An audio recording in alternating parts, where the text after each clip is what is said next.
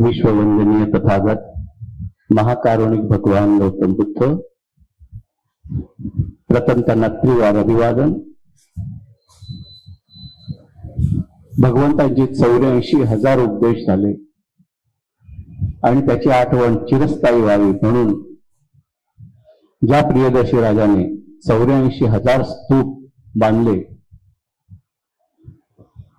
ज्याचा एक शिलालेख सापडला आणि त्याच्यावर असं लिहिलं की या ठिकाणी सिद्धार्थाचा जन्म झाला आणि त्या एका शिलालेखाच्या वाचन झाल्यानंतर ज्या अवतारामध्ये बुद्धाला बसवलं होतं त्या अवतार तिथेच संपला. जन्म कुणाचा होतो? मनुष्याचा होतो. देवतांचा जन्म होत नाही. हे फक्त त्या एका स्तंभामुळे आपण बुद्ध हे मानव होते हे आपण ठामपणे सांगू शकतो. सम्राट अशोक राजाच्या नंतर ज्यांनी खऱ्या अर्थाने सगळ्या मनुष्यांना माणसामध्ये आणलं, ज्यांच्यामुळे आपण खातो तो घास आणि घेतो तो श्वास, केवळ बाबासाहेबांमुळे, या दोघांच्याही प्रती असीम कृतज्ञता व्यक्त करतो मी. जोपर्यंत आपण आहोत तोपर्यंत बाबासाहेबांचे ऋण आपण कधीच फेडू शकत नाही. म्हणून प्रत्येक क्षणाला बाबासाहेबांची आठवण करणं आपल्याला नितांत गरज आहे. मुलांच्यावर बाबासाहेबांचे संस्कार व्हावेत, बाबासाहेबांचे चरित्र मुलांना समजावं, याचा आपण सतत प्रयत्न करावा. बाबासाहेबांनी आदेश दिल्याप्रमाणे दर रविवारी बुद्ध विहारात आलं पाहिजे. त्या दोन्ही महापुरुषांना मी त्रिवार वंदन करतो. बाबासाहेबांच्या नंतर खऱ्या अर्थाने धम्म कार्य जे बाबासाहेबांनी धम्मचक्र अनुप्रवर्तित केलं, त्याची गती कायम ठेवली, ते परमपूजनीय सत्यनारायण गोयंका गुरुजी यांच्या पवित्र स्मृतीस मी वंदन करतो. आदरणीय पूजनीय भंते यशवर्धनजी यांना मी आपल्या सर्वांच्या वतीने पंचांग प्रणाम करतो. सारनाथ बुद्ध विहार संस्था यांचे मी या ठिकाणी आवर्जून उल्लेख करतो की त्यांच्यामुळे हा वर्षावास आम्हाला या ठिकाणी घेता आला. त्या सगळ्या संस्थेच्या पदाधिकाऱ्यांप्रती मी कृतज्ञता व्यक्त करतो, त्यांच्या प्रती मंगलकामना व्यक्त करतो. त्यांचे सर्व सन्माननीय पदाधिकारी आज सुशांतजी तांबेसाहेब या ठिकाणी आहेत. फार चांगल्या पद्धतीने सहकार्य केलेलं आहे वर्षावास घेण्यासाठी. ही परंपरा भगवंताच्या काळापासून आलेली आहे वर्षावासाची आणि आपण या विभागामध्ये ती घेत आहोत. भंते उपस्थित राहिलेले आहेत. आजच्या ह्या कार्यक्रमासाठी आवर्जून उपस्थित आदरणीय गटप्रतिनिधी अरुणजी मोरे साहेब, अशोकजी मोहिते साहेब, तथा या ठिकाणी उपस्थित सीताराम गमरे साहेब, LP महाडिक साहेब, प्रदीप मोहिते साहेब, धर्मादीन यादव, सुभाष माळी साहेब, सुभाष कदम, गणेश पवार, हरिश्चंद्र पवार, वारेंद्र मॅडम, उषा गायकवाड, ममता कापसे, रजनी अडसोय, मंदाकिनी मोरे, फुलकर मॅडम, तथा या ठिकाणी ज्यांनी दीर्घ शिबिर केलं आहे, ज्यांना गुरुजींचा सहवास लाभलेला आहे, अशा वनिता सातवद्रे देखील आपल्या या ठिकाणी उपस्थित आहेत. ह्या आपल्या सर्वांचे मी काही नावं राहिली असतील तर गैरसमज करून घेऊ नका. आपल्या सगळ्यांचे मी या ठिकाणी सर्वप्रथम मनपूर्वक आभार व्यक्त करतो. कार्यक्रमाला सुरुवात करण्याआधी मी आमचे गटप्रतिनिधी अरुणजी मोरे साहेब यांना विनंती करतो की त्यांनी मेणबत्ती प्रज्वलित करावी आणि बोधिसत्वांच्या पुतळ्याला हार अर्पण करावा.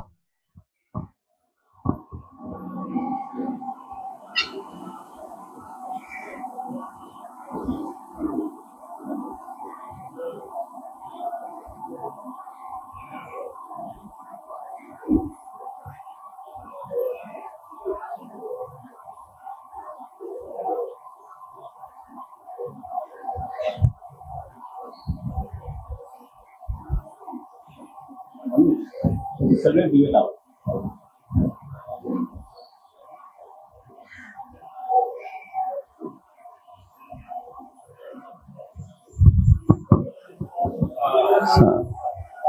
त्याचप्रमाणे गटप्रतिनिधी अशोकजी मोहिते साहेब यांना विनंती करतो की त्यांनी अगरबत्ती लावावी आणि भगवंताच्या चरणावर पुष्प अर्पण करावे.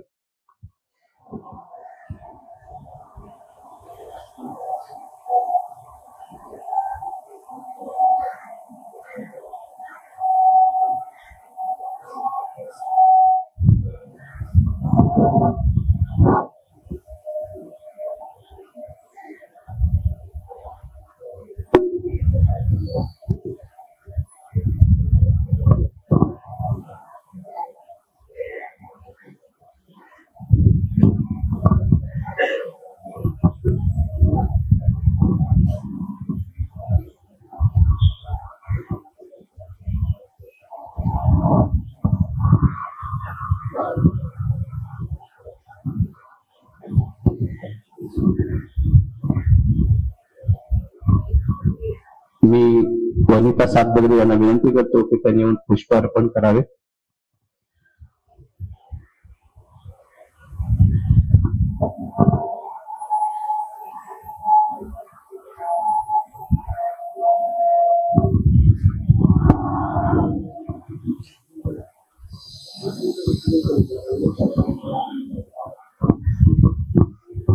त्यांनी गुरुजींच्या सोबत 30 दिवसाचं शिबिर केलेलं आहे. फार जुन्या साधक आहेत त्या. 10 दिवस शिबिर करताना नाकी नव्हता 30 दिवस बसणं म्हणजे काय असतं त्याचा विचार करा.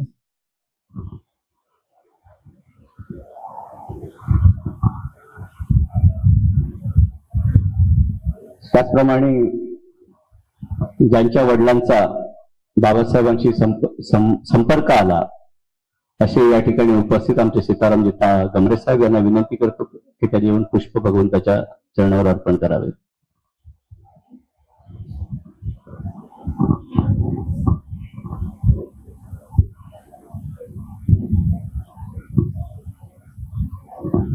इंटरनॅशनल टेनिसचे ते अंपायर आहेत.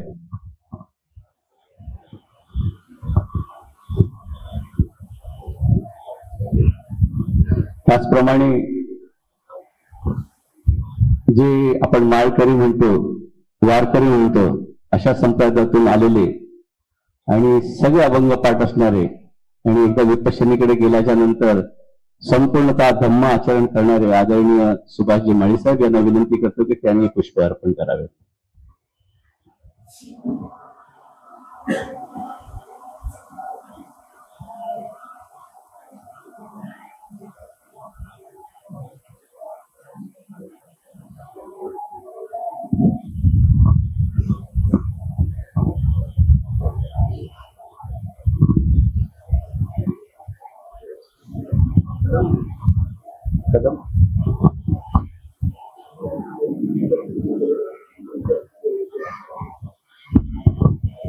त्याचप्रमाणे आमच्या संस्थेच्या उपाध्यक्षा रजनी अडसे यांनी देखील 20 दिवसाचं शिबिर पूर्ण केलेलं आहे. त्या साधुवादास पात्र आहेत. त्यांनाही विनंती करतो की त्यांनी येऊन पुष्प अर्पण करावे.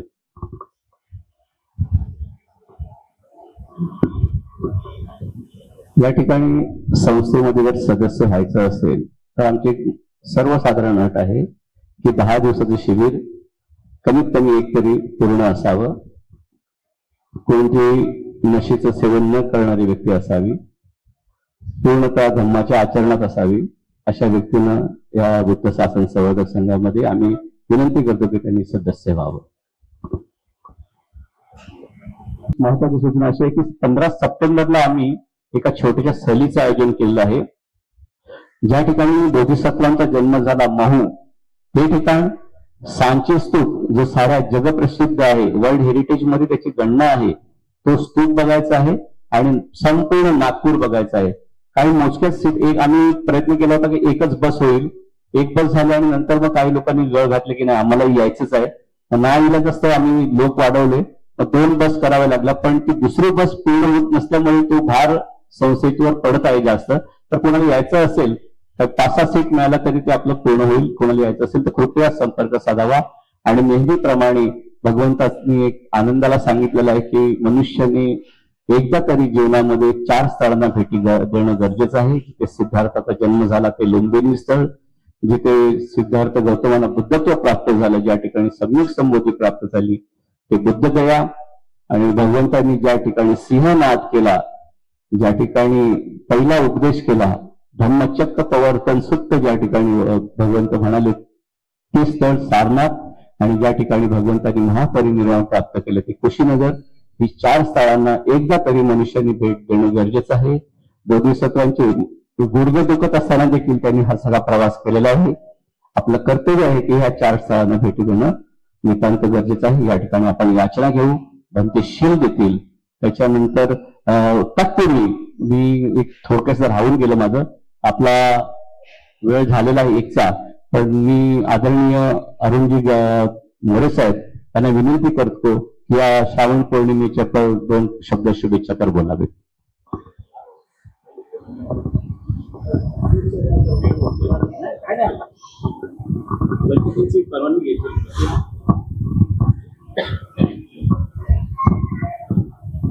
महाकारुणिक तथागत सम्यक संबुद्ध देवनाम प्रियदर्शी सम्राट अशोक, विश्वरत्न विश्वभूषण महामानव बोधिसत्व डॉक्टर बाबासाहेब आंबेडकर यांच्या विचारांना त्रिवार अभिवादन.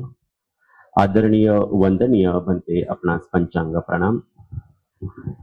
बुद्ध शासन संवर्धन संघ,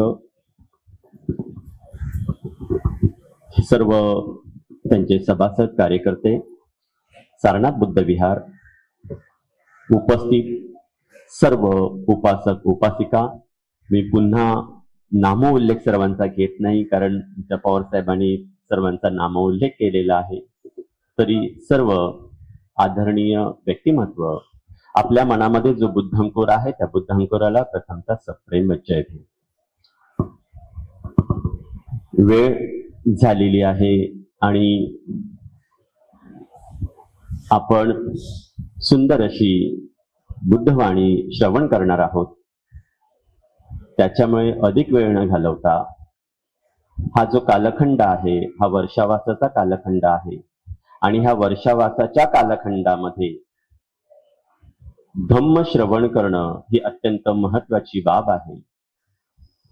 हा जणू काही आपला एक उत्सव आहे असं पकडून आपण जाऊया, कारण हा उत्सव आपल्याला कल्याणकारक मार्गावर नेण्यासाठी हा उत्सव आहे.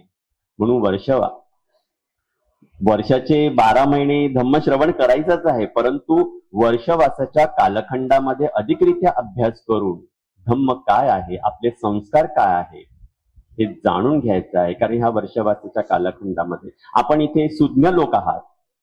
आजच्या तारखेला आज बनते इथे अधिष्ठान करून बसलेले आहे. म्हटल्यानंतर जसं पवार साहेबांनी सांगितलं की ज्यांना दान करायचं आहे, भोजन दान करायचं, त्यांनी विहारामध्ये येऊन ते देऊ शकतात. परंतु असेही काही उपासक असतील की ह्या वर्षावासाच्या कालखंडामध्ये, इतर दिवस मला माहित नाही तरी देखील वर्षावासाच्या कालखंडामध्ये आपल्या घरी एखाद्या भंतेना भोजनासाठी प्राचरण करायला पाहिजे. ते कुणी म्हणजे फक्त विहारात आल्यानंतर भंते आहेत म्हणून नव्हे, तर ह्या वर्षावासाच्या कालखंडामध्ये देखील आपल्या घरामध्ये भंतेना प्राचरण करून धम्मदेसनेचा कार्यक्रम घरामध्ये देखील, परित्राणाचा कार्यक्रम प्रत्येकाच्या घरामध्ये देखील आयोजन करणं गरजेचं आहे. ते बालकडू, ते बालसंस्कार करणं अत्यंत गरजेचं आहे. इतकेच मी ह्या नोटवर म्हणेन. आणि वेळ फार आहे. मी पुन्हा एकदा बुद्ध शासन संवर्धन संघाच्या ह्या सुप्त अशा कामगिरीला बौद्धजन पंचायत समिती गट क्रमांक 18 व गट क्रमांक 20 अंतर्गत सर्व शाखेच्या वतीने शुभेच्छा देतो, मंगल कामना करतो. कारण हे काम कोण करते ह्याला महत्व आम्ही अजिबात देत नाही आहोत. बुद्ध शासन संवर्धन एक बॅनर आहे, एक नाव आहे, परंतु काम आपल्याला सर्वांनाच करायचे. आणि इथे आवर्जून सांगेन, मला माहित नाही परंतु खार वांद्रे पश्चिम विभाग हा जागृत विभाग आहे असं मी नक्की म्हणेन. कारण बहुतांश विहारामध्ये धम्मदेसनेचे कार्यक्रम होत असतात आणि छान की हे बुद्ध विहार अशा सुज्ञ कामासाठी उपलब्ध करून दिलेले आहे. त्यांचे देखील विशेष आभार. नमो बुद्धाय. जय. धन्यवाद. आदरणीय अशोकजी मोहिते साहेबांना विनंती करतो की त्यांनी आपलं मनोगत व्यक्त करावं. ज्यांनी आमच्यासोबत बुद्धगयेची सहलही केलेली आहे पूर्ण.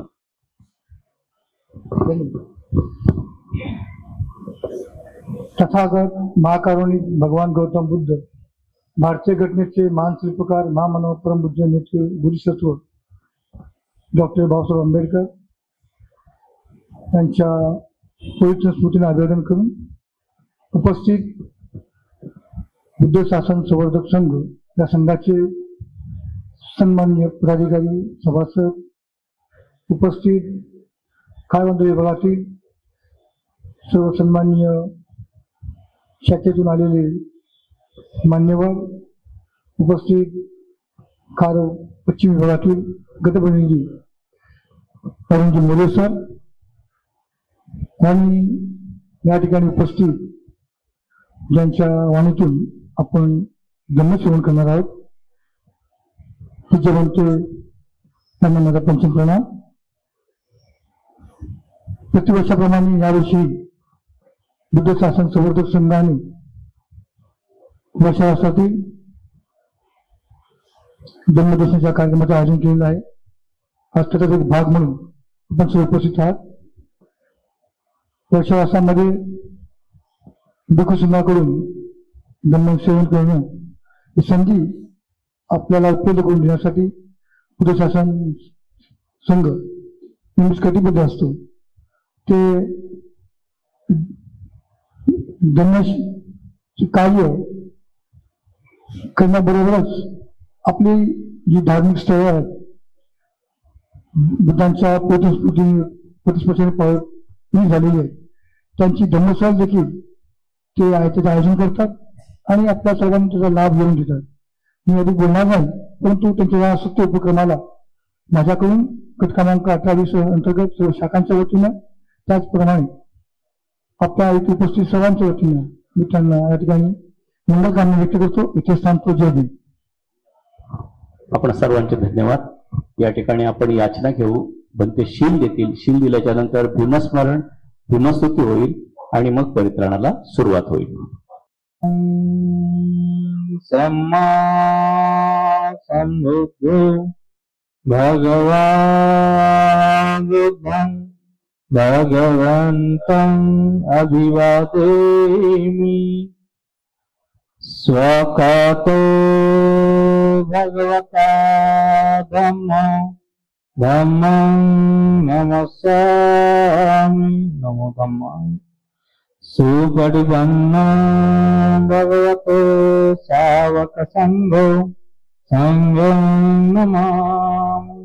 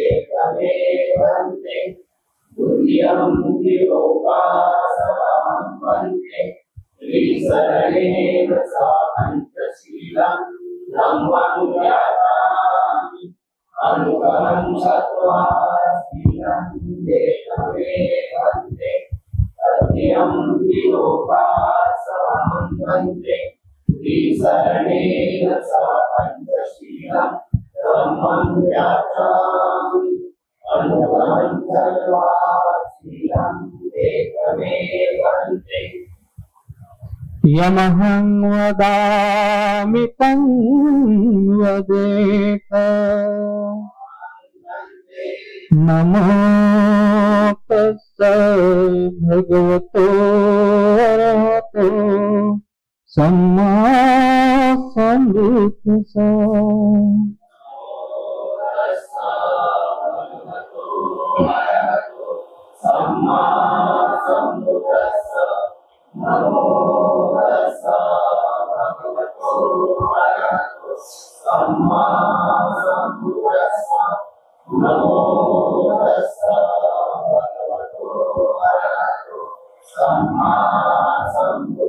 बुद्धं शरणं गच्छामि.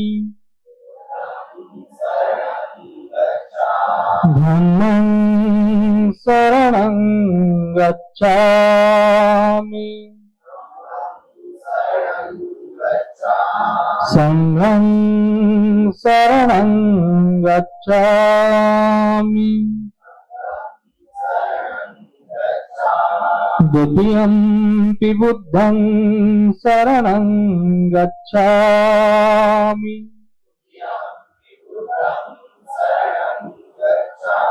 द्वितीयंपि धम्मं शरणं गच्छामि द्वितीयंपि संघं शरणं गच्छामि तृतीयंपि बुद्धं शरणं गच्छामि तृतीयंपि धम्मं शरणं गच्छामि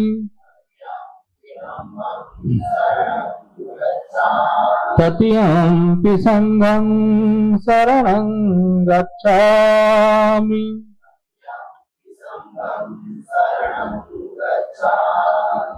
शरणं शरणागमनं निश्चितं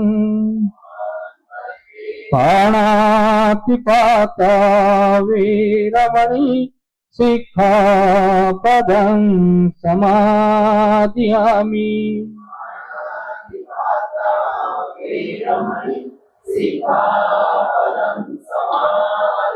अदिन्नदाना वीरमणि सिक्खापदं समादयामि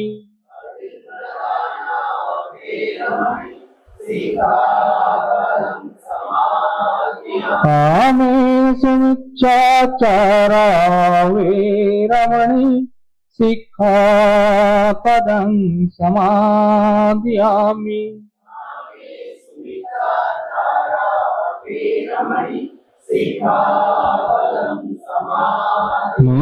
मुसावादा वीरमणि सिक्खापदं समादयामि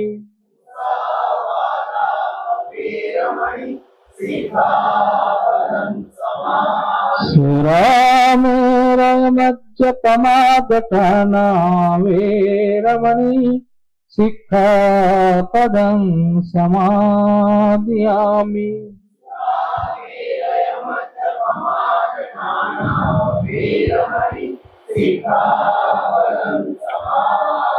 साधु साधु साधु शरणं सत्य पंचशीलं धम्मं साधुकं सुरक्षितं तत्वा प्रमादिनं शीलं सम्पादेत साधु साधु साधु बुद्धं नमामि धम्मं नमामि संघं नमामि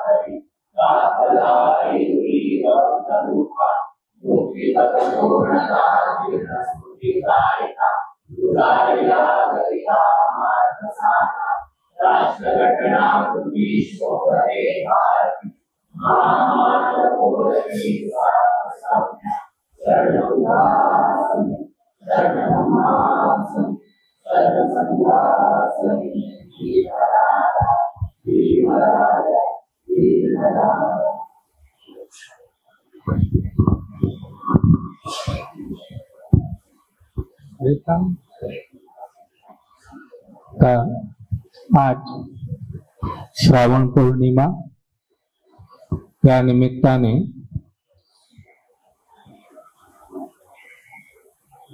इथे आपण सर्व जमलेलो आहोत. हा वर्षवासाचा कालखंड आहे.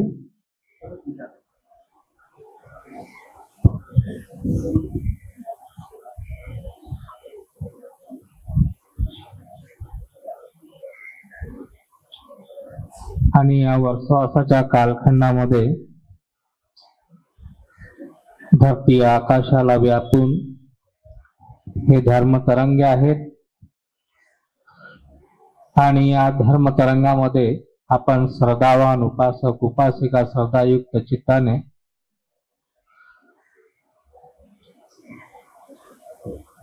तिथे या तरंगाचा लाभ घेत आहात.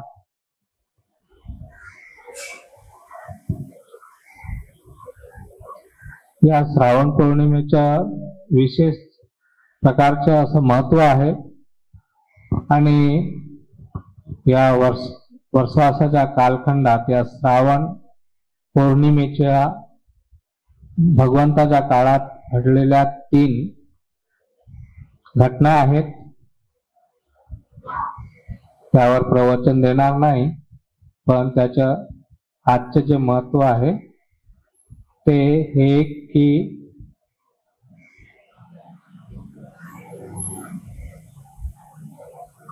अंगुलीमाल नावाचा डाकू जो मनुष्यांची हत्या करून त्यांच्या बोटाची माळ बनवून तो अशा प्रकारचा उपद्रव करत होता. दुसरी म्हणजे आणि अशा या अंगुलीमालाला 10, 20, 40, 50, 100 लोक जाऊनही त्याला पराजित करू शकत नव्हते. अशा प्रकारचा तो अंगुलीमाल होता. अशा अंगुलीमालाला तथागत भगवान गौतम बुद्धांनी आपल्या धर्मबलाने आपल्या रीतिबलाने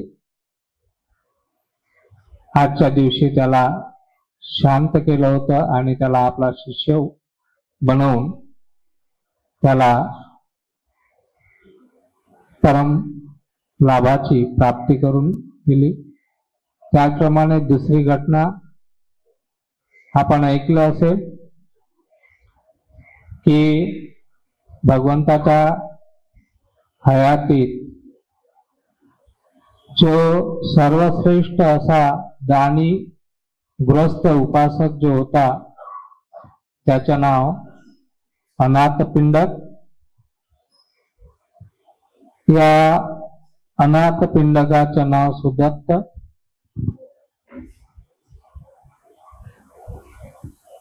त्यांनी आजच्या या श्रावण पौर्णिमेच्या दिवशी उपासक आणि संघाच्या समोर 160 गाथा मुखोगत गाथा नाही सुत्त 160 सुत्त मुखोगत म्हणून दाखवले होते. एवढं त्याचं पठण होतं 160. आणि भगवंताच्या महापरिनिब्बाणानंतर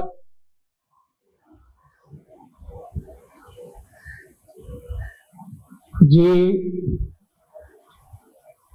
सुभद्रा नावाच्या भिक्षूच्या मुखातून असं ऐकलं की बरं झाले भगवान बुद्धांचं मरण झालं, आता आमच्या मनात जसं येईल तसं वागू. अशा प्रकारची भविष्याची काळजी घेऊन महाकाश्यपने आजच्या दिवशी वैभार नावाच्या पर्वतावर सप्त पर्णी गुफेमध्ये 500 अर्हत भिक्षूंना घेऊन संगायन केलं होतं. पुढे ते संगायन 7 महिने चाललं. जे आज आपल्याला त्रिपिटक उपलब्ध आहे, जे सत्यवाणी उपलब्ध आहे, ते महाकाश्यपच्या अध्यक्षतेमुळे त्यांनी विचार केला की भविष्यामध्ये हा धम्म जसा आणि तसा शुद्ध स्वरूपात राहावं, म्हणून त्यांनी ते पहिलं संगायन घेतलं. त्यानंतर मग अधिक संगायन झाले आणि असं करता करता आतापर्यंत 6 संगायन झालेले आहेत. शेवटच्या संगायनाला डॉक्टर बाबासाहेब आंबेडकर हे स्वतः उपस्थित होते आणि या संगायनाच्या आधारावर जे त्रिपिटक आहे ते परिशुद्ध रूपात आहे.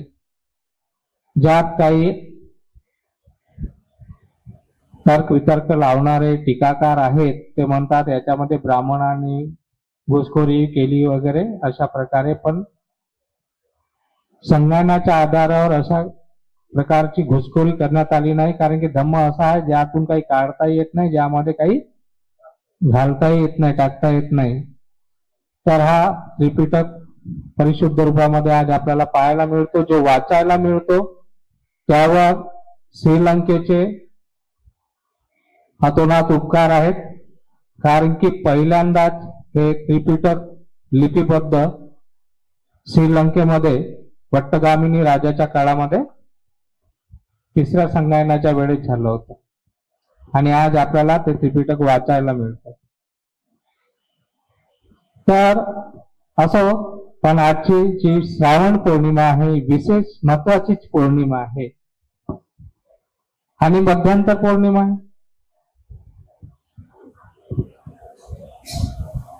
तर या पौर्णिमेच्या निमित्त आता जसे तुम्ही इथे जमले आहात तसे प्रत्येक विहारात कुठे ना कुठे उपासक जमतात, भिक्षू असतात, देशणार येतात, परित्राण करतात.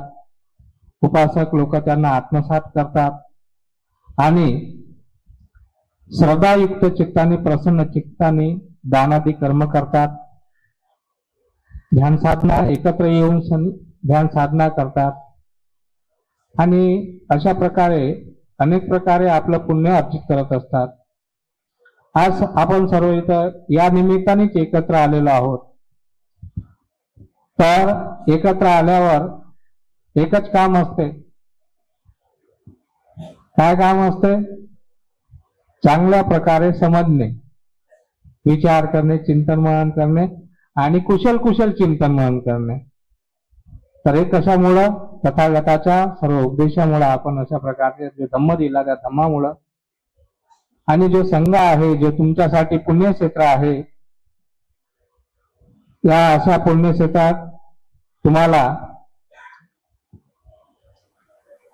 दानादी कर्म, पुण्यकर्म करण्याची संधी उपलब्ध होत असते.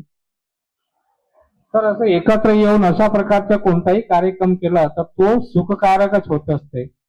सुखो बुद्धानुपादो सुखास धम्म देशना सुखा समग्र सामग्री समगान तपो सुख.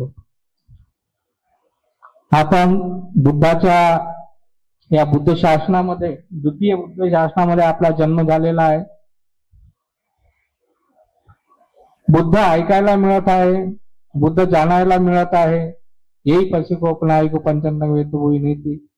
चांगल्या प्रकारे त्यांचा धर्म जाणायला मिळत आहे, इथेच मिळत आहे आणि शील समाधी प्रज्ञेचा अभ्यास करायला मिळत आहे आणि त्यामध्ये आम्ही मनुष्य म्हणून जन्माला आलो आहोत.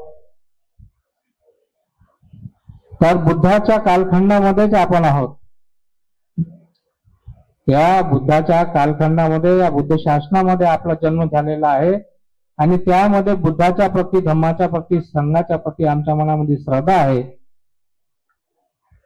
तर याचा अर्थ असा आहे की आपण सर्व खूप पुण्यवान आहात. नाहीतर या जगात कितीतरी लोक असतील का आजच्या प्रमाणे ते एकत्र येऊन बसले आहेत बुद्धाच्या प्रती. बुद्ध त्यांना माहित, काही लोकांना तर बुद्धच माहित नाही. बुद्धाचा धम्म काय आहे त्याच्या एकाही गाठीचे त्यांना विचारांना ज्ञान नाही. कधी त्यांना सूट म्हणजे प्रज्ञा आपण म्हणजे त्यांना कधी ऐकायलाही भेटलं नाही. प्रज्ञा तर गोष्ट खूपच दूर. म्हणजे ऐकायला भेटलं नाही. धम्म कधी त्यांनी धम्म आहे तरी काय, तर हे कधी ऐकायला मिळालं नाही. आणि संघ म्हणजे काय, कोणतं पुण्यक्षेत्र आहे, या संघामध्ये काय पुण्य संचित करायचे असते, हा संघ काय कामाचा आहे, काय करत असतो, काय माहित नाही. पण आपण पुण्यवान आहात, भाग्यवान आहात की तुम्हाला हे सर्व पाहायला, अनुभवायला आणि अनेक प्रकारचे पुण्य अर्जित करायला आपल्याला मिळत आहे. नाहीतर सारं जग कुठं नाही कुठं कसल्या ना कसल्या समस्यामध्ये व्यापलेला आहे, गुंतलेला आहे, दुःखात आहे, भयात आहे, रोगात आहे, अनेक प्रकारच्या विषय वासनेमध्ये आहे. पण जीवनाचं सार काय, जीवनाचं सत्य काय, सर्व याच्यापासून अनभिज्ञ आहेत, अविद्येत आहेत, अजाणता आहेत, जाणत नाही. भगवान बुद्धाकडे एक व्यक्ती येतो, विचारतो, व्यक्ती म्हणजे चांगली देवता येते आणि विचारते, अंतो जटा बहिजटा, अंतो जटा बहिजटा, जटा ही जटा जटं तं तं पृच्छामि गौतमं सो इमं विजटय जटं. भगवंता पाहतो आहे ही सारी दुनिया, हे सारं जग कसल्या ना कसल्या कारणामध्ये गुरफडलेला आहे, गुंतलेला आहे. कोणी रागात, लोभात, द्वेषात, मोहात, क्रोधात, विषय वासनेत, अज्ञानात, सार तृष्णेत गुंतलेला आहे. आता यांची मुक्ती कशी होईल, हे यातून कसे मुक्त होतील, भगवंता आपण सांगावं. तेव्हा भगवंत त्याला थोडक्यात सांगतात. थोडक्यात म्हणजे कसं आहे ते लांब विषय, पण भगवंत त्याला थोडक्यात सांगतात. आर्य अष्टांगिक मार्गच सांगतात, पण कसा सांगतात, शीले पतिष्ठाय नरो, शीले पतिष्ठाय नरो चित्तं पय्यं च भावयं, आतापि निपको भिक्खू सो इमं विजटय जटं. काय म्हणते, या गुत्थ्यांना, या समस्यांना, या जंजाळाला सोडवायचे असेल, या बंधनातून बाहेर यायचे असेल, मोकळं व्हायचे असेल, तर माणसाने सर्वप्रथम शीलामध्ये प्रतिष्ठित झालं पाहिजे. म्हणून तुम्ही आता शील घेतलं ना सर्वप्रथम, आहे की नाही, शील. शीले पतिष्ठाय नरो चित्तं पय्यं च भावयं. त्या शीलामध्ये प्रतिष्ठित होऊन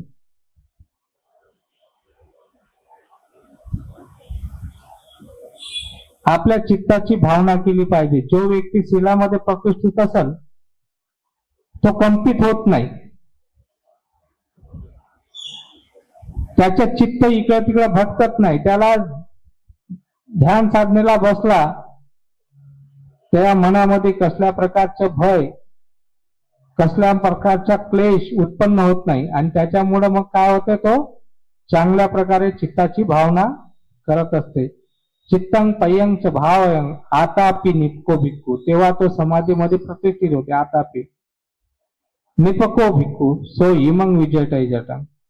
निपको म्हणजे चांगल्या प्रकारे पाहते. आता समाधीमध्ये कुशल काय, कुशल काय, अकुशलांना थांबवते, कुशलांना वाढवते. आणि अशा प्रकारे जे काही अज्ञान असते ते या समाधीमधूनच नष्ट होते. जे जसं आहे तसं पाहते, त्यावर काही आपली मान्यता थोपत नाही. चित्तामध्ये ज्या वेळेस ज्या क्षणी जे उत्पन्न झालं आहे त्याला चांगल्या प्रकारे पाहते, सत्याने अनुसंधान करते. आणि जे काही त्याच्यामध्ये क्लेश असतील, विकार असतील, आश्रव असतील, त्यांना तो त्या ध्यानामध्ये, त्या समाधीमध्ये, त्या तपामध्ये, आतापी तपणे, जळणे, त्याच्यामध्ये त्याला ते भस्म करून टाकते. मग आता निपको भिक्खू सोयी मग ज्योतिराला हे ज्ञान प्राप्त होते की या सर्व जंजाळातून बाहेर निघण्याचा मार्ग मिळते, म्हणजेच प्रज्ञा, म्हणजे शील समाधी प्रज्ञा, म्हणजेच आर्य अष्टांगिक मार्ग मिळते. मग या आर्य अष्टांगिक मार्गावर तो सतत हळूहळू चालत असताना, त्याची अधिक चांगली भावना करत असताना एक दिवस त्याला विमुक्ती प्राप्त होते. आता विमुक्ती काय? तर सर्व दुःखात क्लेशापासून मुक्त आणि जीवन जगत असताना प्राप्त केलेलं महान असं सुख, ज्याला आपण निब्बाण, निर्वाण किंवा विमुक्ती म्हणतो, ते प्राप्त होत असते. पण यासाठी भिक्षूंसाठी ठीक आहे, ते कधी ना कधी स्वतः पण आम्ही हरत या मार्गाची भावना करत ते अभ्यास करत असतात, जीवन यापन करत असतात. पण आमच्या गृहस्थांचं काय, उपासकांचं काय? ते कसे निघतील इथून? ते या जंजाळातून कसे मुक्त होतील?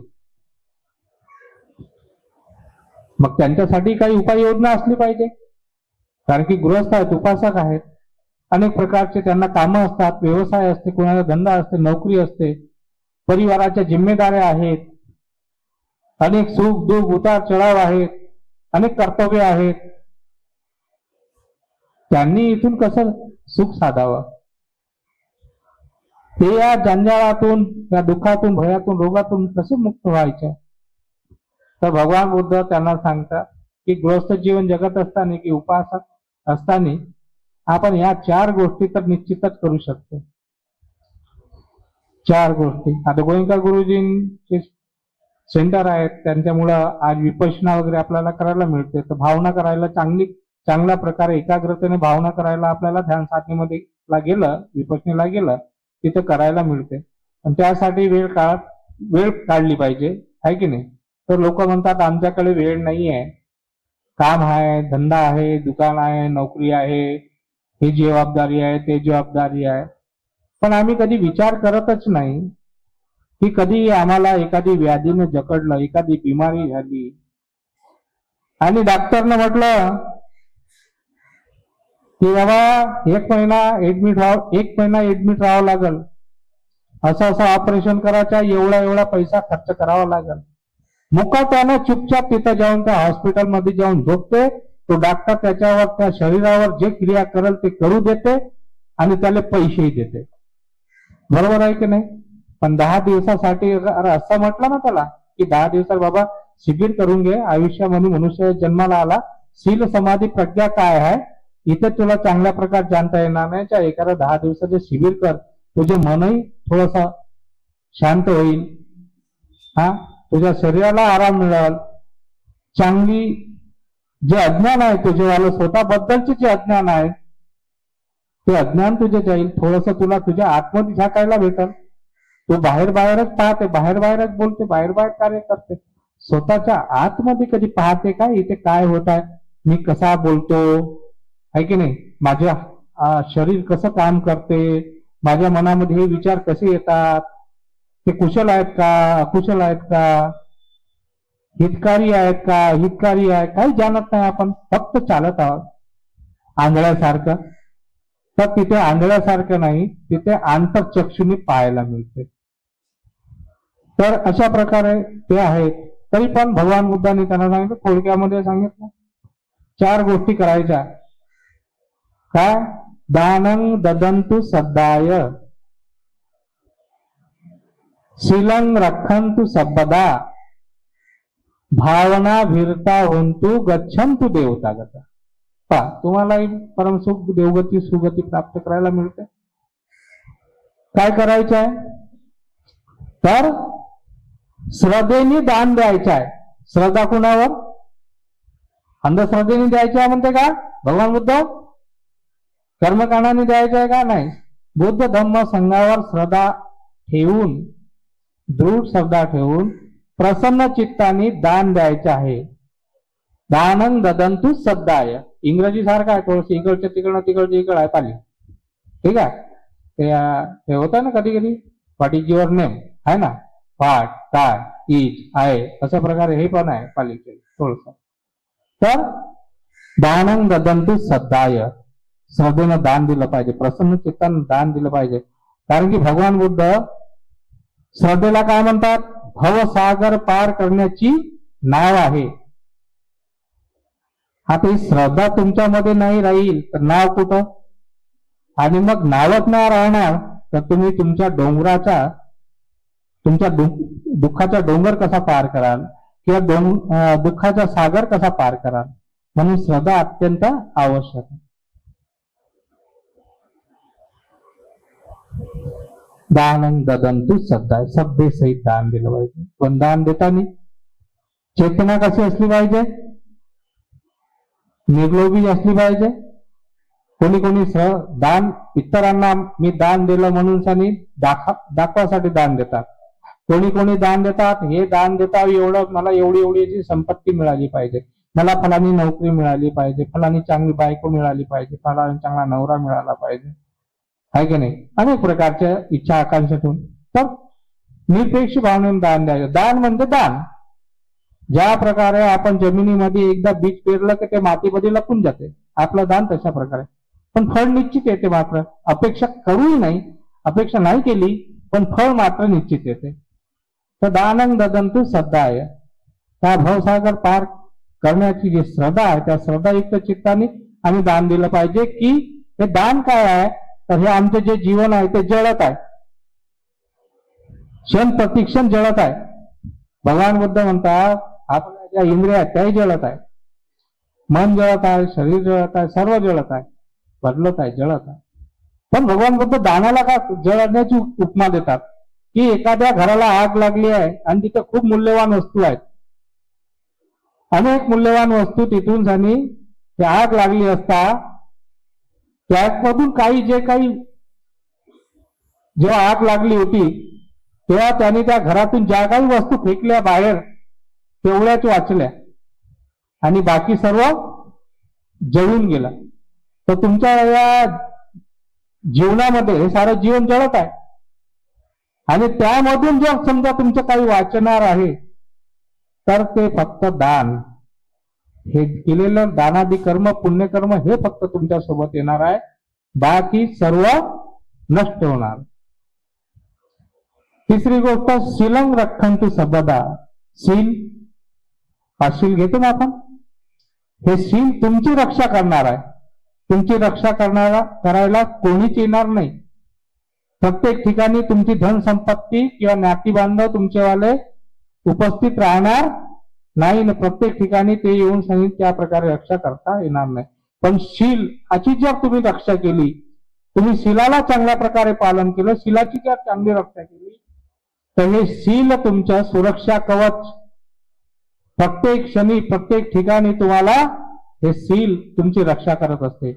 म्हणून आपल्याला शीलाची रक्षा करायची आहे. शीलं रक्षन्तु सर्वदा म्हणजे पाचही शीलाचे उल्लंघन न करणे, कोणतेही पाप न करणे, म्हणजे पापच नाही केलं, कोणता गुन्हाच नाही केला तर कोणत्या प्रकारची शिक्षा होणार नाही.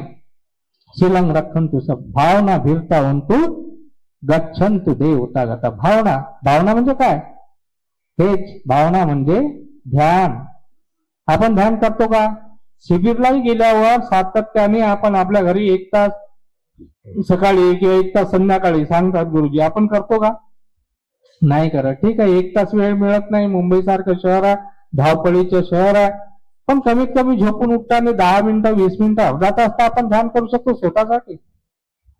बेडवरून उठलं तिथंच बसलं पालथी मारून, ध्यान केलं अर्धा तास 20 मिनिटं झालं. सायंकाळी आलं, थकून भागून आलं, भोजन केलं, झोपायला जातो, झोपायला जायच्या अगोदर 10-20 मिनिट ध्यान केलं. भावना करता येते ना दिवसभर काय झालं माझ्यासोबत, काय घडलं, काय चुकलं, काय चांगलं होतं त्याला कसं चांगलं असेल तर वाढवता कसं येते, आणि काय चुकलं असेल तर त्याला थांबवता कसं येते, त्याला कसं सुधरवता येईल, यासाठी तुम्हाला चिंतन मनन करायला, भावना करायला वेळ मिळते. सायंकाळी आले, सायंकाळपासून घरी काय आलं, विचार कोणते आले होते, कशा प्रकारे सकाळीपर्यंत त्या विचारामध्ये गुरफडलेला होता माणूस, त्याची भावना करते सकाळी, तिथून त्याला मार्ग मिळते. अरे असं नाही, असं केलं पाहिजे, मग हे उचित होईल. तर यासाठी माणसाने सुखाची कामना करायची असेल, अशा प्रकारचा लाभ घ्यायचा असेल तर गृहस्थ लोकही भिक्षूंसारखा स्वतःपणे सकृतगामी किंवा अनागामी मार्गाचा लाभ घेऊ शकतात. आणि म्हणून आपणही या 4 गोष्टी जर केल्या गृहस्थांनी, तर कोणत्या 4 गोष्टी सांगितल्या? आताच्या आता विसरले का? काय विसरले? लक्ष आहे ना? कोणत्या 4 गोष्टी सांगितल्या? दानं ददन्तु सद्दाय, शीलं रक्षन्तु सर्वदा, आणि भावना म्हणजे ध्यान. या 4 गोष्टी आपण करू शकतो ना? करू शकतो की नाही? पण त्यासाठी मनाचं बळ पाहिजे. बिना शक्तीनं काही करता येत नाही. ज्याचं मन दुर्बळ आहे तो व्यक्ती काही कार्य करू शकते का? हा, म्हणून मनाचं बळ पाहिजे. त्यासाठी वीर्य आहे की नाही? आणि या अशा गोष्टीने असा लाभ होते. तर स्मृती पाहिजे, आहे की नाही? स्मृती पाहिजे की नाही? तर या 2 गोष्टी जर असल्या तर ह्या गोष्टी निश्चितच आपल्याला लाभकारी होत असतात. आपणही सदैव 4 गोष्टीची भावना करा आणि याच जन्मात सुख साधून घ्या, अशा प्रकारची कामना करतो. वेळ बहुतेक जास्त झालेला, इथेच थांबतो. सर्वांच्या प्रती मंगल मैत्री, सर्वांच्या प्रती मंगलमैत्रीची कामना करतो. भवतु सर्वमंगलं, भवतु सर्वमंगलं, भवतु सर्वमंगलं. परित्राण करून घेऊया. त्या परित्राणासाठी परित्राणाची याचना करावी लागते. आपणास परित्राणाची याचना येते का? बरं, सर्वांनी माझ्या मागे म्हणायचं आहे. सर्वांनी एक साथ त्रिवार साधुकार द्यावा.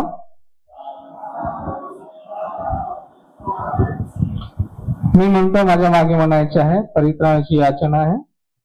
म्हणा, भन्ते विपत्ती पटिवाय सब संपत्ति सिद्धिया सब दुःख विनाशाय सब भय विनाशाय सब रोग विनाशाय भवे दीर्घायुदायकं चित्तं उजुकरित्वानं परितं वृद्ध मंगलं.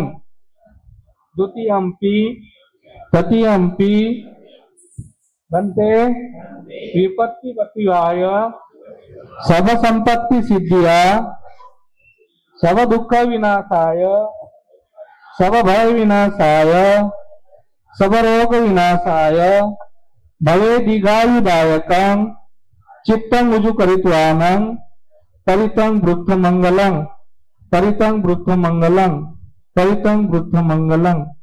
साधु साधु साधु. तर तुम्ही अशा प्रकारे याचना केली आहे की भन्ते सर्व आपत्ती विपत्तीपासून आमची रक्षा होण्याकरिता, सर्व प्रकारच्या दुःखातून भयातून रोगातून मुक्त होण्याकरिता आणि आम्हाला दीर्घायुष्य प्राप्त होऊन आम्हाला निब्बाणाचा लाभ होण्याकरिता भन्तेजी आमच्याकरिता परित्राण करा. अशा प्रकारे आपण याचना केलेली आहे. परित्राणाला सुरुवात करतात. सर्वांनी खूप श्रद्धायुक्त चित्ताने, शांत चित्ताने, एकाग्र चित्ताने परित्राण श्रवण करायचं आहे. त्यासाठी पाठांतर सरळ करायचे आहे. ज्यांनी विपස්සना ध्यान साधना केली असेल त्यांनी ध्यान करत करत श्रवण करायचं आहे. ज्यांनी केली नसेल त्यांनी येणारा जाणारा जो शुद्ध स्वाभाविक जो श्वास आहे, जो दोन्ही नाकपुड्यात येतो आहे, दोन्ही नाकपुड्यातून जातो आहे, त्याच्या श्वासाच्या स्पर्शाला जाणत जाणत श्रवण करायचं आहे. पण तोंड आणि डोळे बंद ठेवायचे आहे, कान मात्र सुरू ठेवायचे आहे. ठीक आहे. सर्वांनी पुन्हा साधुकार द्यावा.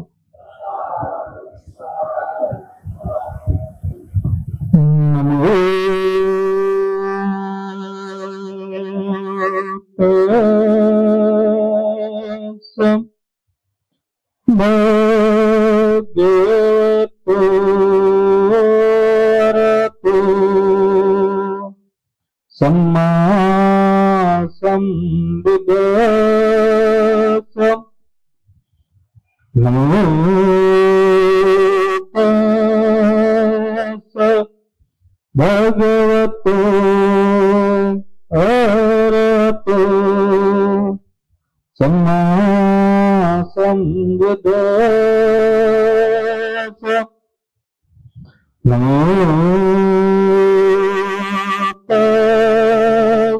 भगवतो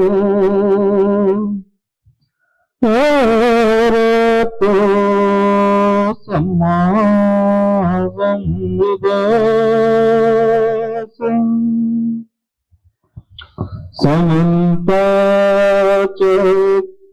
समन्ताचक्रवर्षु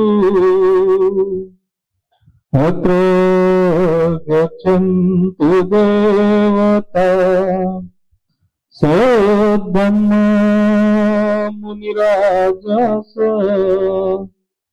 शृण्वन्तु शोकमोकदम् शृण्वन्तु शोकमोकदम् धम्मश्रवणकालोऽयं भगवन्ता धम्मश्रवणकालोऽयं भगवन्ता हरितं धम्मश्रवणकालो अयं भगवन्ता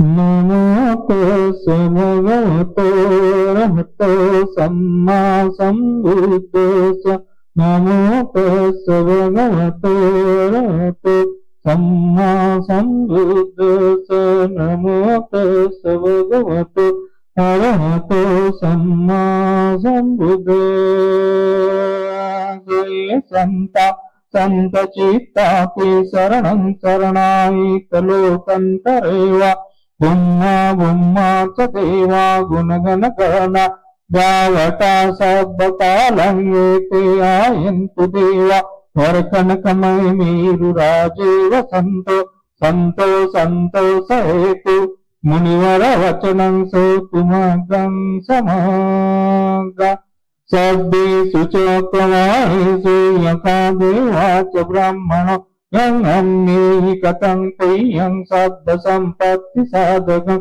सद्देतं अनुमोदित्वा समग्रा शासने रता प्रमादरहिता हन्तु आरकासु विशेषतु शासनात् च लोकच्च उद्भवतु सर्वदा शासनं ते च लोकं च देवा रक्षन्तु सर्वदा सद्यन्तु सुखी सद्ये परिवारे यत्नो अनिगासु मनाहन्तु ससदे ज्ञातिभिः राजतो वा चोरतो वा मनुष्यतो वा मनुष्यो अज्ञतो वा उदकतो वा पिशाचतो वा कामुकतो वा कंटकतो वा नक्कतो वा जनपदरोगतो वा सदम्मतो वा असदिन्तितो वा सभूरिसतो वा चण्डत्य समीगगोन कुकुर ऐवीचिका मणिरप्रिप्याच्चतरसुकर महिषयकरक्त साधे नाना भयतो वा नाना रोगतो वा नाना वदतो वा सभे अरखंगन्ते तेन सच्चवज्जेन सौतुते हन्तु सर्वदा एतेन सच्चवज्जेन सब दुःखा भया रोगा शोकान्तराय पद्वाय विनाशमन्तु एतेन सच्चवज्जेन होतु मे जयमङ्गलम् नमो तस्मै भगवतो अरहतो सम्मा सम्बुद्धस्स नमो तस्मै भगवतो अरहतो सम्मा सम्बुद्धस्स नमो तस्मै भगवतो अरहतो सम्मा सम्बुद्धस्स इति विभवारं सम्मा सम्बुद्ध विद्याचरण सम्पन्नो सुगतो लोकविदुनुतरो पुरुषधम्मसारथि सत्तादेवनुस्सानं बुद्धो भगवाति स्वाक्कातो भगवता धम्म संदीको कालिको ईश्वसिको पनायिको पंचंतं वेदितव्यो विनीति सुपटिपन्नो भगवतो सावक संघो जुपटिपन्नो भगवतो सावक संघो न्यायपटिपन्नो भगवतो सावक संघो सामिचिपटिपन्नो भगवतो सावक संघो एतदं चत्तारि पुरुष युगानि अट्ट पुरुष पुगला एष भगवतो सावक संघो आउणीयो पाउणीयो दक्षिणीयो अंजलिकरणीयो नत्रं प्रियंकेतं लोकसाति इमाय धम्मानुधम्मपटिपतिया बुद्धं पूजयामि इमाय धम्मानुधम्मपटिपतिया धम्मं पूजयामि इमाय धम्मानुधम्मपटिपतिया संघं पूजयामि अदा इमाय पटिपतिया जाति जरा व्याधि मरणं मा परिमुच्यसामि येन पुण्यकम्मे नमामि बालसमागम सन्तं समागम होतु यावनिब्बानपत्या देवो सतुकालेन स सम्पत्ति हेतु च पितो होतु लोको च राजा भवतु धम्मिको हिमाय बुद्ध पूजाय कत्ताय शुद्ध चेतसा चिरं तिष्ठन्तु सत्तम लोकोऽन्तु सुखी सदा हिमाय धम्म पूजाय कत्ताय शुद्ध चेतसा चिरं तिष्ठन्तु सत्तम लोकोऽन्तु सुखी सदा हिमाय संघ पूजाय कत्ताय शुद्ध चेतसा चिरं तिष्ठन्तु सत्तम लोकोऽन्तु सुखी सदा लोकोऽन्तु सुखी सदा लोकोऽन्तु सुखी सदा।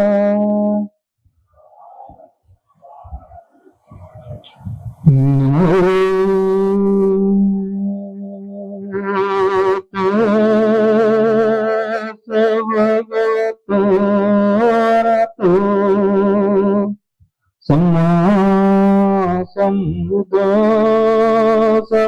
नमो तस्स भगवतो अरहतो सम्मा सम्बुद्धस्स नमो तस्स भगवतो अरहतो सम्मा सम्बुद्धस्स।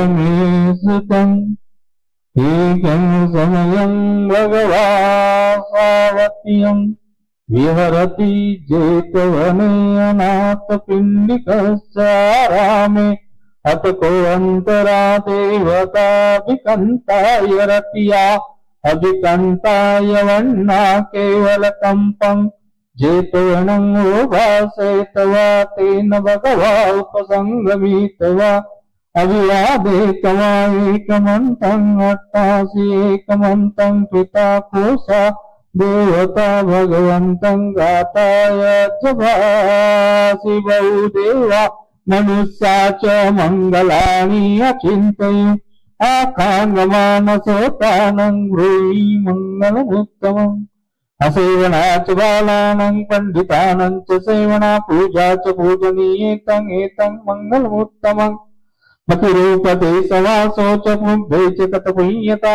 तसम्मापनिधि च एतं मङ्गलमुत्तमम् भावो सच्च सिद्धं च इमयो च सुसुखिता सुभासिता च यावाचा एतं मङ्गलमुत्तमम् माता पितुपट्टानं पुत्रधारस्य सङ्गो नाकुला च कम्मन्ता एतं मङ्गलमुत्तमम् दानं च धम्मचर्यं च नाटकानं च सङ्गवन्वज्जानि कम्मानि एतं मङ्गलमुत्तमम् आरतीर्ति पापामोत्पाना च संयमोपमादो च धम्मेषु एतं मङ्गलमुत्तमम् गारयो च निवातो च सन्तुष्टि च गतमुद्राकालेन धम्मश्रवणं एतं मङ्गलमुत्तमम् हन्ति च सोच सत्ता समनानच्च दर्शनं कालेन धम्मसाकच्छा एतं मङ्गलमुत्तमम् तमो च ब्रह्मचर्यं सच्चान दर्शनं निभ्वान सच्चिक्रिया च एतं मङ्गलमुत्तमम् उत्तरस्य लोकधम्मे चित्तं यस्तं न कम्पति सुखं विरजं क्षेमं एतं मङ्गलमुत्तमम् एतादृशानि कत्वान सपत्तम पराजिता सपत्त सोति गच्छन्ति तं तेषां मङ्गलमुत्तमम् ते तेन सच्चवज्जेन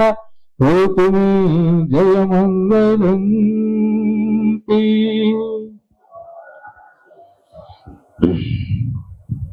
निस्सानुभावतोऽयङ्कानेव दस्यन्ति भीषणम् सेवामि यन्तोरदन्धियो मतन्नितो सुखसुभति सूतो च पाप किंचिन वसति यो हादिगुणवेतं परितं तं वनामहे करणीयमत्तकुशलैनं यन्तं सन्तं पदमभिसमे च सत्त्वजो च सूर्यो च सुवचो च समुद्यन्तिमानि सन्तु सगो च सुवरो च अपकिच्चो च सल्लोकोति सन्तेन्द्रियो च निप्तो च अगर्भकुलेषु नुगीतो न च भूतं समाचारे किञ्चि येनेन्ये परे उदये सुखिनो आगे मिनोऽन्तु सभ्ये सत्ता भवन्तु सुखिता एकेची पानभूत तीतसा वातावरावारवसेसाति घावाये मन्तावा मध्यमारस्कानुकूला दिक्तावाये मदिक्तायेति दूरे सन्ति भूताव सम्भवेसि वा सभ्ये सत्ता भवन्तु सुखिता न परपरं निगवेतना तुमय्यत गतजीविवारसनापटिकसिये नायमयि सदुःखमिच्छय मातायतानि भूतंगा हिसायिकभूतं रक्ते हन्ति सर्वभूतेषु मानसं भावये परिमाणं नेतं च सर्वलोकस्मिन् मानसं भावये परिमाणं उदय चतुर्यं च संभातं अविरस्पत्तं पित्तं चरं निसिंहासयानोयावतसविदमिद्यो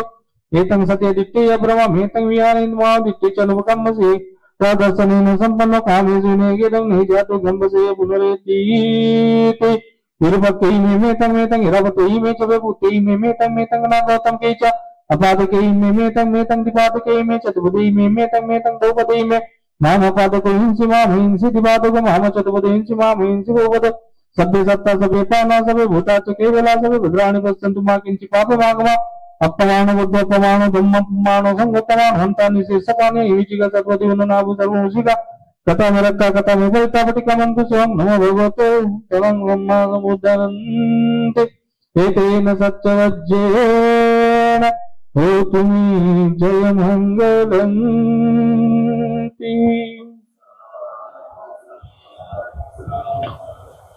कारुणिको न तोयिता सबपानिनं कुरेत वातारम्य तप्त सम्बोधिमुत्तमं एतेन सत्यवज्जेन होतु मे जय मंगलं जयन्त बोधियामुले सख्यानन्दिवटुनय तुय जय होतु जय सुजय मंगलं सक्कत्व बुद्धरत्नमो सदं उत्तमं वरं हितं देवमनुष्यान बुद्ध तेजेन सत्यनान सन्तु पद्धव सभे दुःख उपशमन्तु ते सक्कत्व धम्मरत्नं सदं उत्तमं वरं परिलाह समनं धम्म तेजेन सत्यनान सन्तु पद्धव सभे धगा उपशमन्तु ते सक्कत्व संगरत्नं सदं उत्तमं वरं आवणीय पावणीय संग तेजेन सत्यना न सन्तु पद्धव सभे रोग उपशमन्तु ते किंचरत्नं लोके विद्यति विविधा पुतुरत्नं बुद्ध धम्म संग समानत्ति तस्मा सत्यवन्तु मे नत्तुमि शरणं अय्यं बुद्धोमि धम्ममि संगमि शरणं वरंगे तेन सत्यवज्जन होतु मे जय मंगलम सभ्येति जन्तु सब रोग विनाशत माते भवन्तन्तरा सुखिति गायिको भवतु सब मंगलं रक्षन्तु सब देवता सब बुद्धानुभावेन सदा सत्ति भवन्तु मे भवतु सब मंगलं रक्षन्तु सब देवता सब धम्मानुभावेन सदा सत्ति भवन्तु मे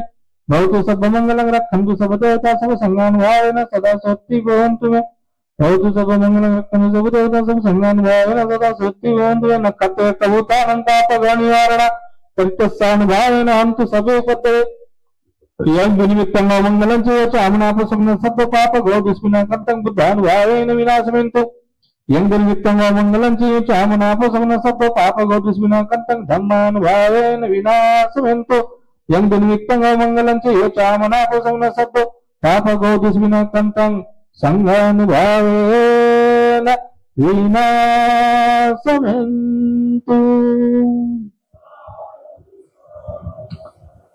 दुख भक्ताचनी दुःखमय भक्ताचनी भया शोक भक्ताचनी शोकाहंतु सभ्ये पिपानिनो ये तावता चाम्ये संपदं प्रिय संपदं सब देवानुमोदन्तु सब संपत्ति सिद्धिया दानं ददन्तु शब्दायुशीलं रक्षन्तु सपदा भावना भीर्तावन्तु गच्छन्तु देवतागता सबे बुद्धा बलवत्ता पच्चिकानंच अंगलंगरंतानंच तेजेन रक्षं वन्दामि सपसु आकाशटाज भूमट्टा देवन आगाम इंदिकापि हिंतं मोदित्वा चिरं रक्षन्तु बुद्ध शासनं चिरं रक्षन्तु धम्मदेशना चिरं रक्षन्तु संगतं तरन्ति सभ्येति यजन्तु सपरोगो विनशतु माते भवन्तन्तराय सुखिति गायिको अभिवादन शीलस्य नित्यं वड्डापचायिन चत्तारो धम्मा वड्डन्ति आयुअन्नु सुखं ददन्ति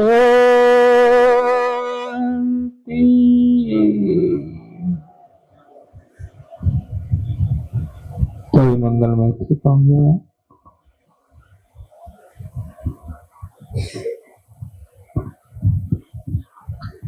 सबका मंगल सबका मंगल सबका मंगल होय रे तेरा मंगल तेरा मंगल तेरा मंगल होय रे सबका मंगल सबका मंगल सबका मंगल होय रे दृश्य दृश्य सभी दृश्य दृश्य सभी जीवों का मंगल होय रे जल के थल के और गगन के जल के थल के और गगन के प्राणी सखिया होय रे दसो दिशाओं के सब प्राणी, दसो दिशाओं के सब प्राणी, मंगल लाभी होय रे। निर्भय हो निरवैर बने सभी, निर्भय हो निरवैर बने सभी, सभी निरामय होय रे, सभी निरापद होय रे। सबका मंगल, सबका मंगल, सबका मंगल होय रे। दूर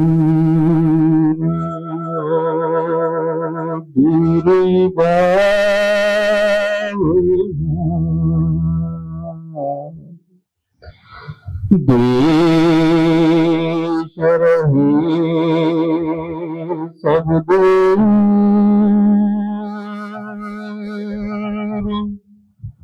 सबके मन में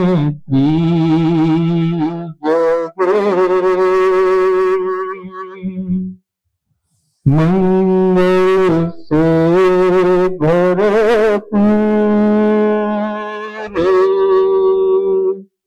सबका मंगली होए, सबका मंगल होए, सबका मंगल होए।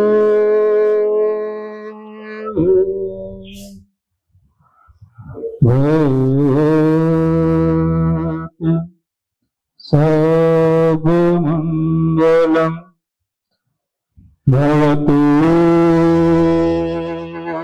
सब मंगलम भवतु, सब मंगलम।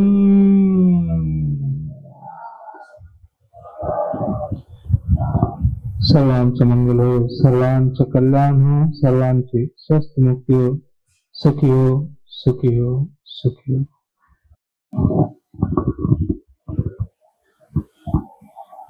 या ठिकाणी परित्राण धम्मदेसना झालेली आहे।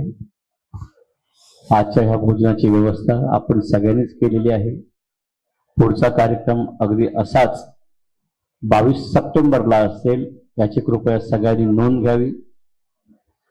नंतर 20 ऑक्टोबरला वर्षावास समापन आहे, जे त्यांना आपण निरोप देणार आहोत। गडचिरोली मधून इथे आलेले आहेत ते ज्ञानज्योती भंतेंचे ते शिष्य आहेत।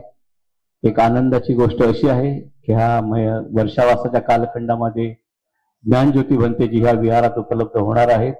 त्यांच्याकडूनही आपल्याला धम्म ऐकायला मिळणार आहे, पण त्यांची तारीख 1 महिना आधी कळेल आणि मग आपण त्याची प्रसिद्धी करू। ही आपल्यासाठी फार महत्वाची गोष्ट आहे। ज्ञानज्योती भंतेजी काही वर्षापूर्वी या विहार घेऊन गेलेत आणि आता सध्या त्यांच्याकडे वेळ जराही नाही आहे, पण ते आपल्याकडे येणार आहेत, याची आपण कृपया नोंद घ्या। तो फार भव्य दिव्य असा तो कार्यक्रम आपण सगळ्यांनी मिळून करायचा आहे। तो बाबासाहेबांच्या नंतर खऱ्या अर्थाने जे धम्मकार्य केलं आहे ते पूज्य सत्यनारायण गोविंद गुरुजी, त्यांच्या प्रती आपण बौद्ध बांधवांनी कायम कृतज्ञता व्यक्त केली पाहिजे। आज पॅगोडा उभा आहे, त्याच्यामध्ये भगवंताच्या अस्थी आहेत, भगवंताची 3 टन वजनाची मूर्ती आहे, त्या ठिकाणी एका 1 पीस मार्बल मध्ये आहे। ह्या सगळ्या गोष्टी गुरुजींनी जाण्यापूर्वी केलेल्या आहेत आणि बौद्ध बांधवांनी त्याच्या प्रती कृतज्ञता व्यक्त करण्यासाठी आपण या ठिकाणी दरवर्षी ते गेल्यानंतर त्यांचा पुण्यानुमोदन कार्यक्रम ह्या विहारात घेत असतो। आपण गेल्या वर्षी आपण संगदान आयोजित केलं, एकूण 70 भिक्षू त्यावेळेला उपस्थित राहिले आणि जागेला थोडा आपल्याला अपुरी पडली जागा आणि थोडीशी तारंबळ झाली आपली, म्हणून यावर्षी आम्ही असं निश्चित केलं की जे संघदान आयोजित केलं ते एका बॅगेची किंमत 6,500 रुपये. म्हणजे बॅगेची किंमत म्हणजे एक नवी कोरी बॅग, त्याच्यामध्ये चिवर, टॉवेल, छत्री, साबण, टूथपेस्ट, वही, पेन, त्यांना नॅपकिन, या सगळ्या गोष्टी आणि एक आर्थिक दानाचं पाकिट. असं जी व्यक्ती दान करणार आहे त्याच व्यक्तीच्या हातात ते दिलं जातं आणि त्यांच्याच हस्ते त्या भिक्षूंना दान करण्याची ही सुवर्ण संधी आहे. एका व्यक्तीला जर ते जमत नसेल तर दोघं तिघं मिळून एक बॅग आपण दान करू शकता आणि खूप सुवर्ण संधी आहे. आतापर्यंत 11 जणांची नावं आलेली आहेत, त्यामुळे 11 भिक्षू आम्ही पाचारित केलेले आहेत. जसजसे लोक दान करतील त्याप्रमाणे आपण भिक्षूंना पाचारण करणार आहोत. ही एक सुवर्ण संधी आहे दान करण्याची. मी विनंती करेन की आपण त्यासाठी आपली नाव नोंदणी करावी. एकदाच पैसे न जमलं नसेल तर थोडे थोडे पैसे जमा करूनही आपण आपली नाव नोंदणी करा, जेणेकरून तसं आपल्याला भिक्षूंना पाचारण करता येईल. 15 सप्टेंबरला नागपूर आणि महू सांचीची सहलीचं आयोजन केले. कोणाला यायचं असेल त्याचाही आपण संपर्क साधावा. नोव्हेंबरमध्ये बुद्धगयेच्या सहलीचं आयोजन करण्यात आलंय, त्याच्यासाठी आपण संपर्क करावा. पुढच्या 22 सप्टेंबरला जो कार्यक्रम आहे तो असाच भोजनाचा कार्यक्रम आहे. ज्यांना ज्यांना कोणत्याही प्रकारचं सहकार्य करायचं आहे, धान्य द्यायचं आहे, जे काही आर्थिक सहकार्य करायचं तेही आपण करू शकता. या ठिकाणी दानपात्र ठेवलेलं आहे. यथाशक्ती दान करायचं आहे. भंतेंना भगवंतांना त्रिवार वंदन करायचं आहे. भंतेंना पंचांग प्रणाम करून मगच आपल्याला विहाराच्या बाहेर जायचं आहे. तत्पूर्वी एक आनंदाची गोष्ट अशी आहे की येणाऱ्या 2025च्या फेब्रुवारीमध्ये ज्या सम्राट अशोकांनी आपला मुलगा आणि मुलगी संघमित्रा यांना ज्या देशामध्ये धम्म आणि प्रचारासाठी पाठवलं, भगवंतांनी ज्या वृक्षाखाली ज्ञानप्राप्ती केली त्या बोधिवृक्षाची फांदी घेऊन माता संघमित्रा गेलेली श्रीलंकेत, तो बोधिवृक्ष आजही जशान तसा श्रीलंकेने जपून ठेवलाय. त्या श्रीलंकेची आपण सहलीचं आयोजन केलं आहे फेब्रुवारीमध्ये. कोणाला त्याचाही लाभ घ्यायचा असेल, ज्यांच्याकडे पासपोर्ट नसतील तेही बनवायला देऊ शकता आणि त्यासाठी आमच्याशी संपर्क अवश्य साधावा. या ठिकाणी आपण सामुदायिकरित्या धम्मपालन गाथा घेऊ, सरणत होईल, मग आपण पुढील भोजनासाठी आपण सगळ्यांनी एकत्रित यायचं आहे. यथाशक्ती दान करून पुण्य अर्जित करावं. धम्मपालन गाथा सामूहिकरित्या आपण सगळ्यांनी एकाच आवाजात म्हणायची आहे.